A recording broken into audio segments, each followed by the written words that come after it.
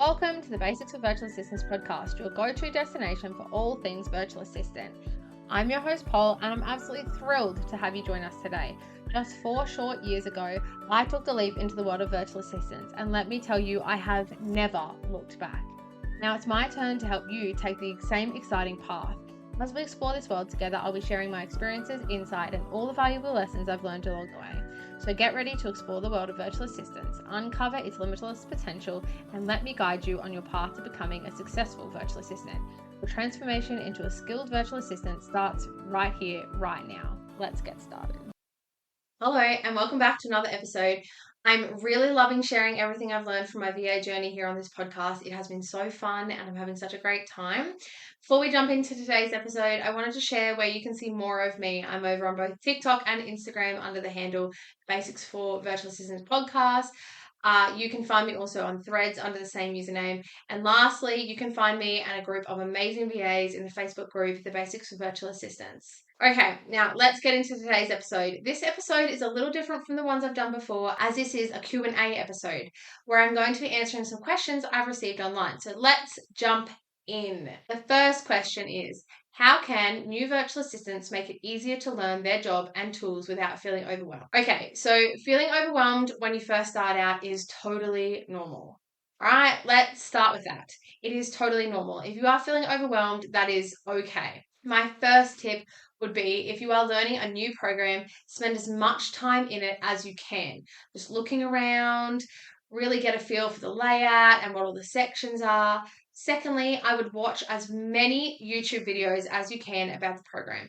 You don't need to remember everything, but watching people who know how to use a program move around in it gives you so much insight. You can usually pick up a few special key commands or tips along the way. While we're talking about this, I want to say you can use YouTube for practically any issues you come up against when you're learning and even after that. I still, to this day, YouTube issues my clients and I are having and try and troubleshoot it from YouTube. Now, for making it easier to learn your new job, remember that it takes time. You are not going to know it all overnight, and you need to allow yourself the time and the space to learn. The second question is, what tips can help new virtual assistants understand what their clients want and make sure they do a good job from the start?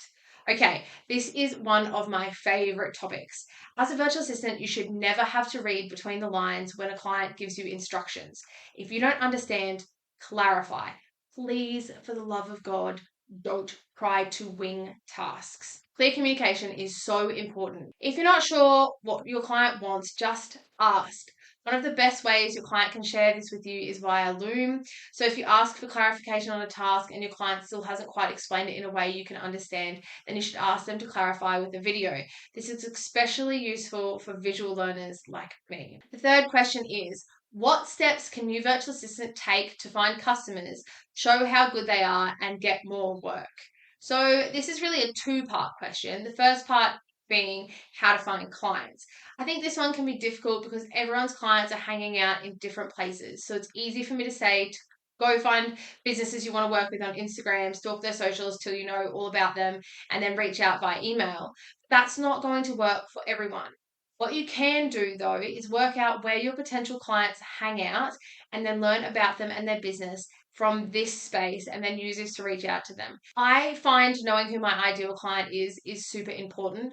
So if you go to, I think it's episode 5, go and check out episode 5 and you can learn all about how to work out who your ideal client is, and this will really help you to clarify this and work out where they are. I have had more success finding clients on Facebook groups that are specific to their style of business than I have from following them on Instagram. So work out where your ideal client hangs out and then create a strategy that works for that space.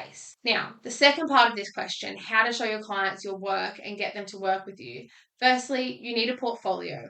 This is the best way to show clients your work. If you're new and don't have client work to add into this, it's fine. Just create some mock-ups of your work you do and then add them in.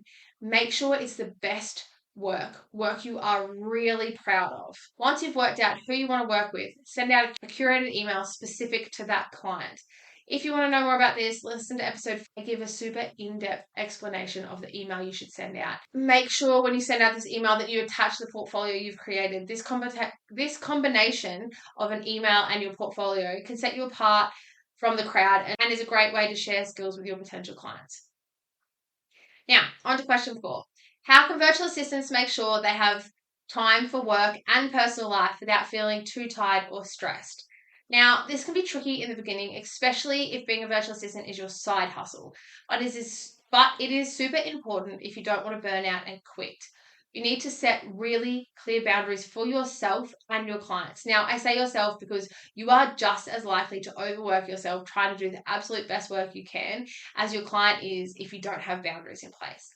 Now, I do have a whole episode on boundaries that you can listen to. The key point for this question is to put boundaries in place. That means you have set times when you are and aren't working or communicating with clients.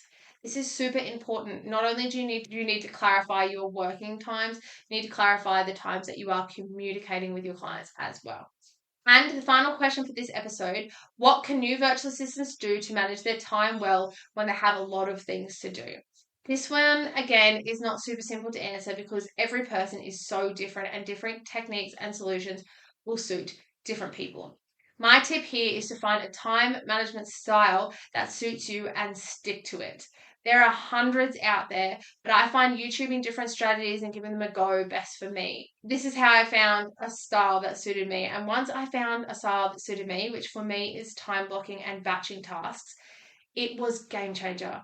It made things so much simpler for me.